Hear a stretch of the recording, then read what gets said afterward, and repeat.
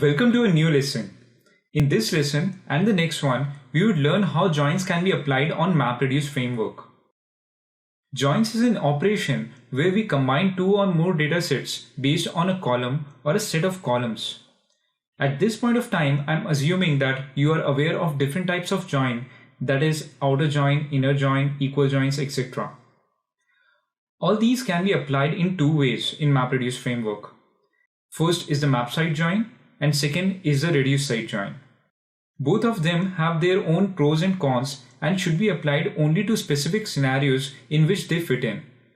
While map side join is more efficient in terms of speed, on the hindsight it has a lot of constraints on the scenarios where it can be applied.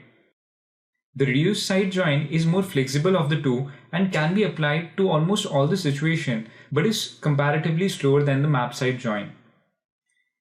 In this lesson, we would study about map side joins. As well, before we start, I would like to mention that joins are fairly complex to design in MapReduce framework. In Java, it would take you easily to write hundreds of lines of codes with complex design. And you can do the same thing in higher level frameworks such as Pig and Hive in just 5 to 7 lines. Although one advantage of using Java solution is that it is highly optimized solution in terms of processing speed of the data. But optimization is not very significant when put in light with the ease and speed of development of the solution. So it is highly recommended to use Pig or Hive for join operations, and you would see in practice in that ways. But still, let us have a look at how the solutions are designed and what is map side join. This would build an overall understanding of the MapReduce framework. So let us take an example. Of course, we are considering a very small dataset just to understand the concepts that can be applied to very large datasets. Here, let us assume we have a dataset which shows the billing details of employees to the projects with project number, employee ID, rates in dollars per hour for employee, and hours that are billed by the employee on that project. Now let us say we have another dataset which has project details like project ID, project name, and the budget.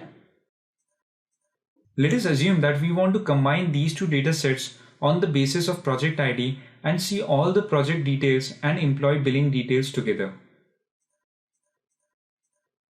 Now in map side join, map operation would produce this output result. Later we can use reduce phase to sort the dataset, or we can as well choose not to use the reduce phase at all and just run it with the map phase itself. So looking at the diagram, you can guess that the map will have to have the input data in the following form so as to produce the shown output result. So now looking at this, we would be able to infer the strict requirements which should be considered while thinking of MapReduce join as an option. First and most importantly, all the input datasets should be sorted by the same key, and that should be the one based on which the join is going to be performed. Furthermore, each input dataset must be divided into the same number of partitions. All the records for a particular key must reside in the same partition. As you can see that here the key is the project number, and it is important for the map to have all the data records from both the input datasets for a particular project number present at once. Then only it would be possible to correctly join the two datasets. Now all these would seem to be very strict requirements and very difficult to attain, but these all fit the bill of the output of the MapReduce job. If both the input datasets have gone through the MapReduce job with the same key used at the time of partitioning and the number of reducers used are the same, then the output would be produced with firstly equal number of partition, secondly each of the datasets would be sorted by the key, and lastly all the records pertaining to a key would be present in a single partition. So whenever you see map side join logic applied, it would be in the MapReduce job chain. In the next segment, we would learn about reduce side join, which is much more flexible of the two.